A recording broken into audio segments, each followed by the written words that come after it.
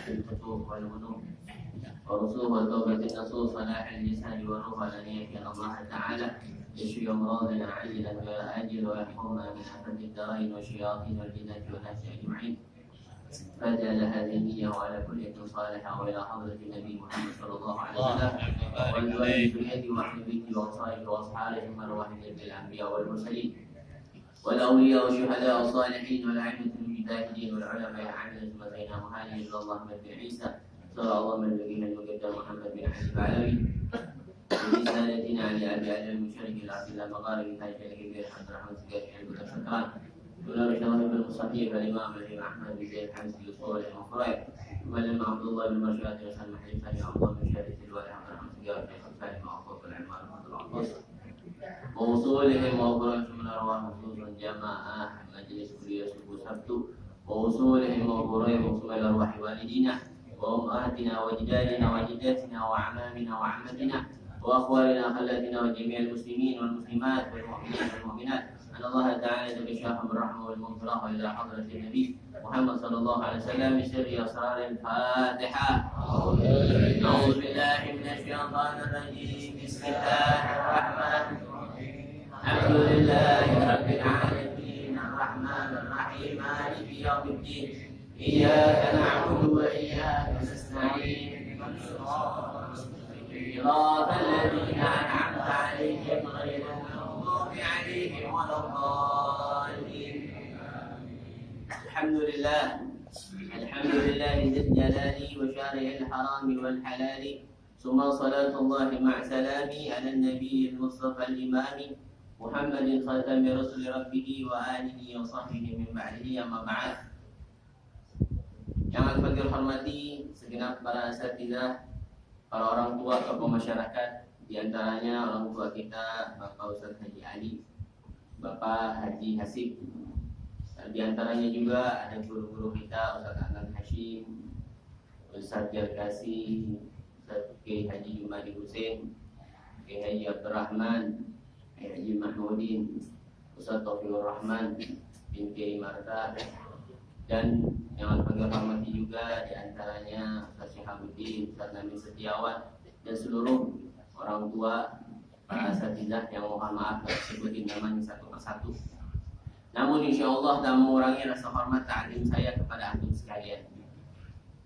Sebagaimana seperti biasanya, ma'asyiral hadirin rahimakumullah, meneruskan pelajaran kita yang mungkin kurang lebih sebulan yang lalu tentang kitab Risalatul Jami'ah karya daripada Al-Imam Al-Habib Ahmad bin Zain Al-Habsi. Meneruskan Bismillahirrahmanirrahim. Qala Syekhul Musannif rahimahullahu ta'ala wa adama naf'a bihi wa bi barakati 'ulumihi wa bikum fid dharain amin. Radhiyallahu ankum. Arkanul Islami khamsatun: syahadatu an la ilaha illallah wa anna Muhammadar Rasulullah wa iqamus salah wa ita'uz zakah وصوم رمضان وحج البيت من استطاع إليه سبيلا مع الإخلاص والتصديق فمن لم يكن مخلصا فهو منافق ومن لم يكن مصدقا بقلبه فهو كافر والله أعلم بالصواب.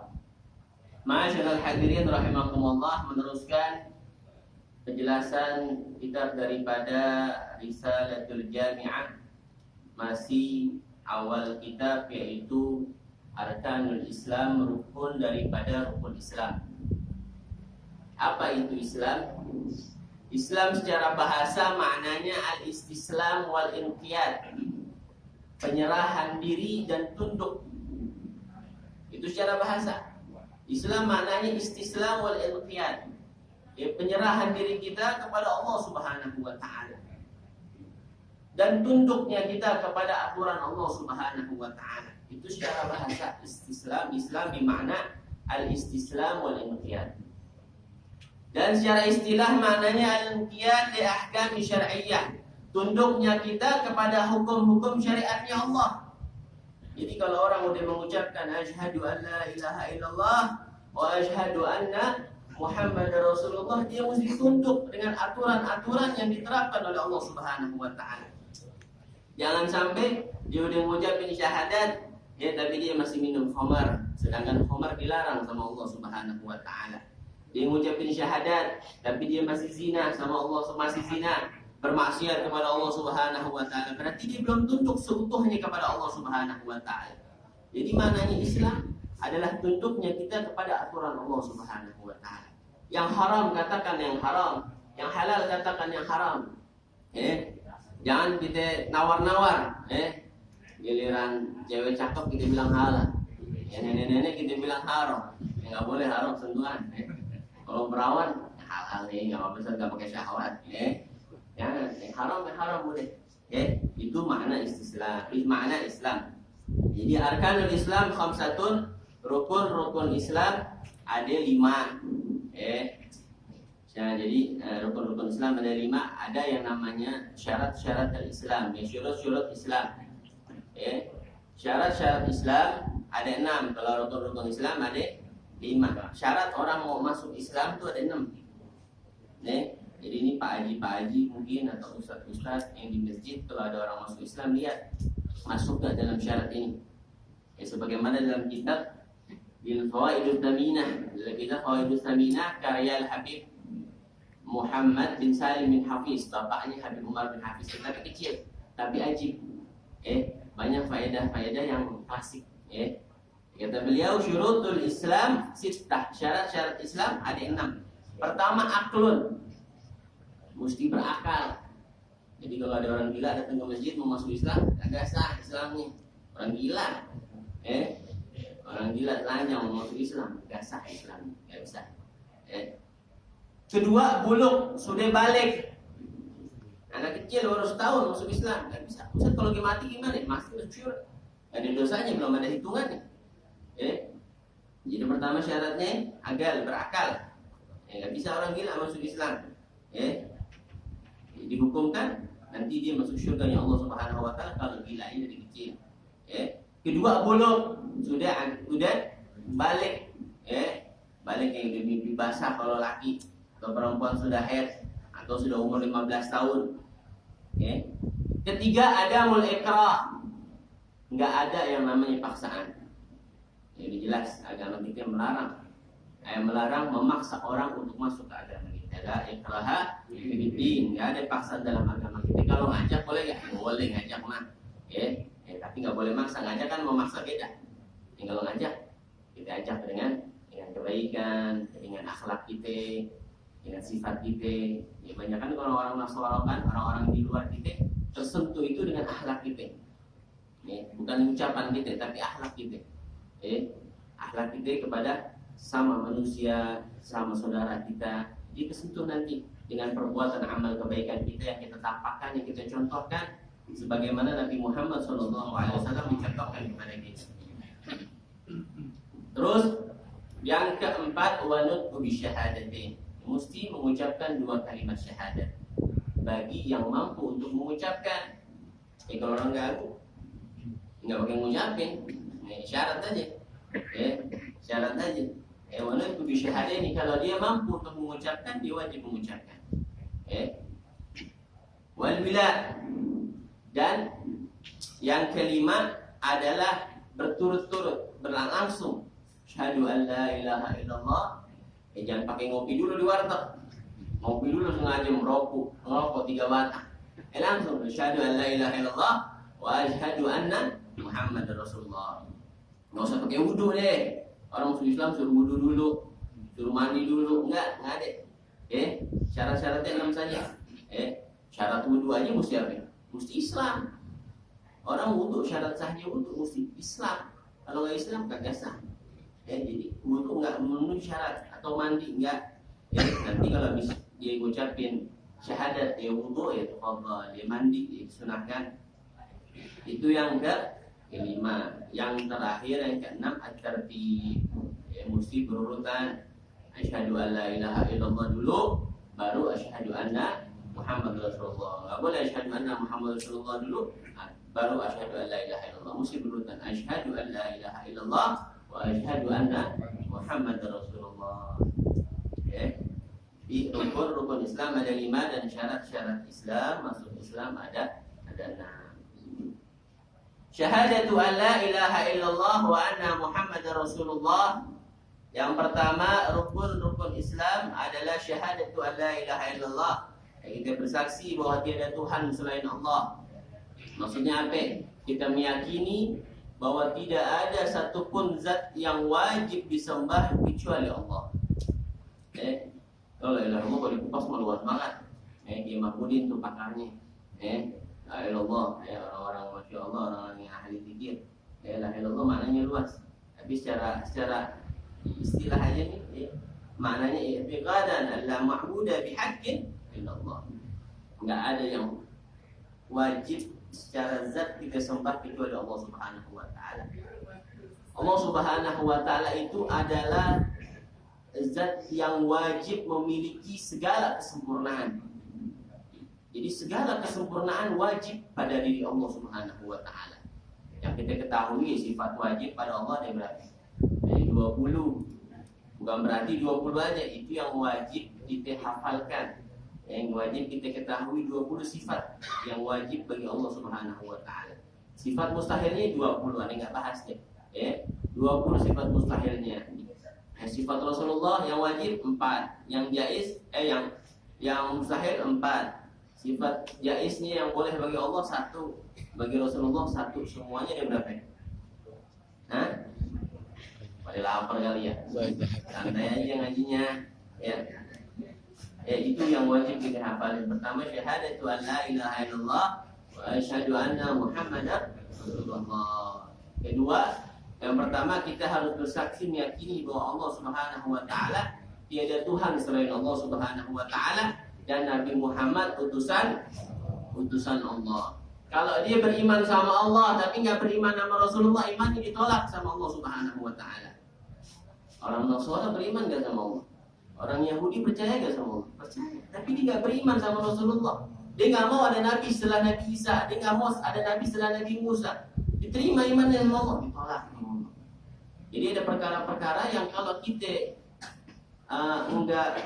enggak sertakan perkara yang lain, ditolak perkara tersebut. Salah satunya dia beriman sama Allah, dia harus juga beriman sama Rasulullah.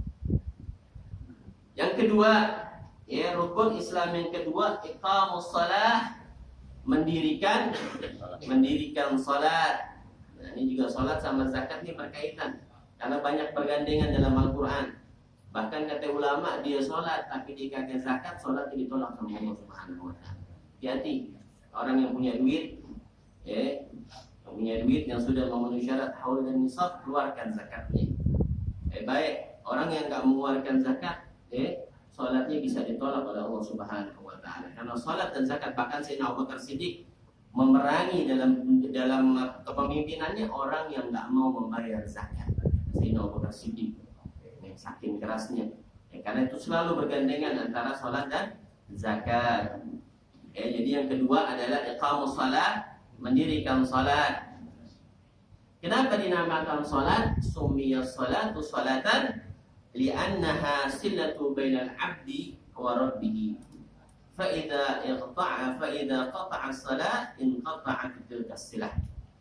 Dinamakan salat dinamakan salat karena sesungguhnya itu salat adalah silah, penghubung bainal 'abdi wa rabbih, antara hambanya, antara Allah dan antara hamba dan Tuhannya.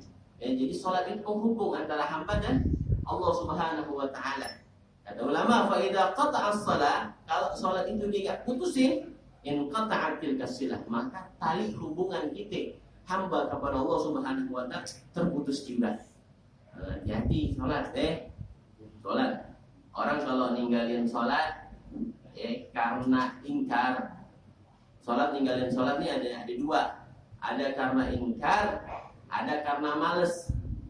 Ingkar tuh dibilang salat kagak wajib. Salat tuh salat kagak wajib. Itu menurut 4 mazhab dia murtad, keluar dari Islam. Bukan satu mazhab. Menurut 4 mazhab kalau dia ingkar, meninggalkan salat karena ingkar, dibilang salat kagak wajib, dia murtad, keluar dari Islam menurut 4 mazhab. Tapi kalau dia meninggalkannya karena malas aja, dia tetap Islam, tapi dihukumkan dosa besar. Banyakan kita kan pada males, kira duit jadi mintanya getol, sholat aja jarang-jarang, jangan sholat, hati-hati, kata Allah Subhanahu, kata Nabi Shallallahu Alaihi Wasallam, man taraka shalah muta'ammidan kutiba ismuhu fulan bin fulan la budda dakhala minan nar. Siapa orang yang meninggalkan salat, kata Nabi Shallallahu Alaihi Wasallam, dicatat namanya fulan bin fulan mesti masuk neraka. Tuh, bapaknya kena malu juga bapaknya. Fulan bin fulan, bapaknya sebut kan? Sebut. Nanti bapak ditanya, udah didik belum tuh anak ngajarin? Udah ngajarin anak tuh belum salat? Saya nggak bisa ya Allah. Udah dikirim belum ke majelis taklim atau ke masjid-masjid terdekat atau di pesantren dan lain-lainnya? Ke lembaga-lembaga pendidikan agama. Belum, nanti bapaknya udah enak-enakan di surga karena nggak ngedidikin anaknya, ditarik lagi ke neraka oleh Allah Subhanahu Wa Taala. Sama apalagi zaman sekarang kita, masya Allah, yang lagi rame-rame tuh di medsos tuh ya. Nah, anak mana tuh? Ada yang sebut namanya, ada Busro tuh ya. Orang anak situ tuh, niat sholat nggak bisa. Nama artis Korea dia tahu. Usoli Juhri, lupa deh. Astagfirullahaladzim. Kacau, kacau ya akhir zaman deh, masya Allah. Soal niat sholat, itu biasa dari kecil diajarin. Usoli, fardo, maghribi, begitu biasa kita orang tua kita. Anak kecil mereka kagak tahu sholat. Mungkin kurangnya tempat buat kita, buat anak-anak muda dididik. Kebanyakan setahu Ali, kebanyakan di mana pengajian orang tua semua. Yang udah pengen maghrib. Anak muda yang 20 tahun mungkin gantiin kita nggak dikasih apa namanya ya, kayak buat dia mengaji. Dan anak muda biasanya itu demennya baca maulid dulu baru ngaji. Nah, orang tua baca maulid dulu, dia pegel hatinya semutan. Kelamaan. Anak muda itu perlu regenerasi memang di zaman kita. Apalagi banyak orang-orang tua kita, guru-guru kita yang udah pulang ke rahmatullah. Nggak ada yang jamin 20 tahun lagi atau 10 tahun ke depan kita masih pada hidup. Siapa yang jamin? Makanya perlu adanya regenerasi buat menggantikan, buat menjaga kampung kita daripada pemahaman-pemahaman yang tidak sesuai dengan ahli sunnah wal jamaah. Mendirikan sholat nanti akan dibahas jelas oleh Ustaz Adnan masalah sholat. Jadi dinamakan sholatan karena dia menghubung antara Allah, antara hamba dan Tuhannya.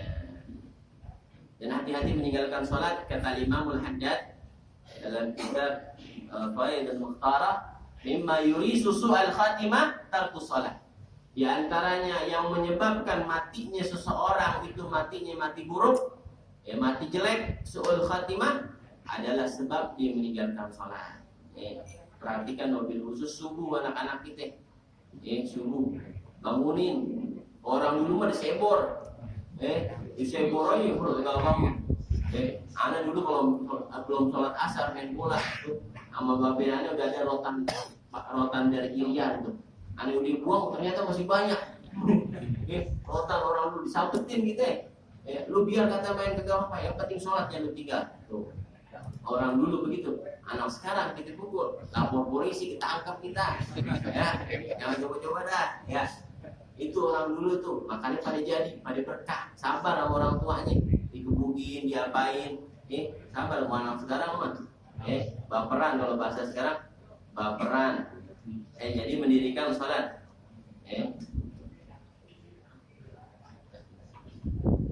Ada dalam hadis qudsi dikatakan, innali abdi alayya ahdan in aqama shalah li waqtiha alla u'adzibahu wa an udkhilahu al-jannata bighairi hisab. Masyaallah. Jadi kita bahas tentang ancaman orang salat. Ada hadis qudsi, Allah Subhanahu wa taala berkata dalam hadis qudsi, innali abdi alayya ahdan. Sesungguhnya aku dan hambaku ada satu perjanjian. Jadi Allah punya janji yang seorang hamba sama hamba-hambanya. In aqama shalah li waqtiha, kalau dia mendirikan salat pada waktunya, alla u'adzibahu wa an udkhilahu al-jannata bighairi hisab. Aku enggak bakal siksa dia dan aku bakal masukkan dia ke surga tanpa hisab. Masyaallah. Dalam hadis itu sufuf nanti di yaumil qiyamah itu ada 120 sufuf. Di yaumil qiyamah sof-sof ini itu ada 120 sof. Sepanjang mana sah? Bukan sepanjang Nurul Hidayah, cuma kecil. Seluas langit dan bumi. Dari zaman Nabi Adam sampai Nabi Muhammad dikumpulin itu 120 soft. 80-nya umat Nabi Muhammad. Insyaallah 40-nya umat lain dari zaman Nabi Adam sampai sebelum Nabi Muhammad sampai kecuali Nabi Muhammad. Jadi 80 soft buat umat Nabi Muhammad. Insyaallah. Kalau masuk surga mah kebangetan nanti. Banyak fadilah-fadilah yang keutamaan dikhususkan buat umat Nabi Muhammad SAW. Itu dia. Yang kedua adalah iqamus shalah, yang mungkin nanti akan diteruskan oleh guru kita Ustaz Arkan Hashim tentang fadilah-fadilah salat atau ancaman-ancaman salat mungkin sedikit. Ini mudah-mudahan memberikan manfaat dan mengingat buat diri saya khususnya dan antum sekalian.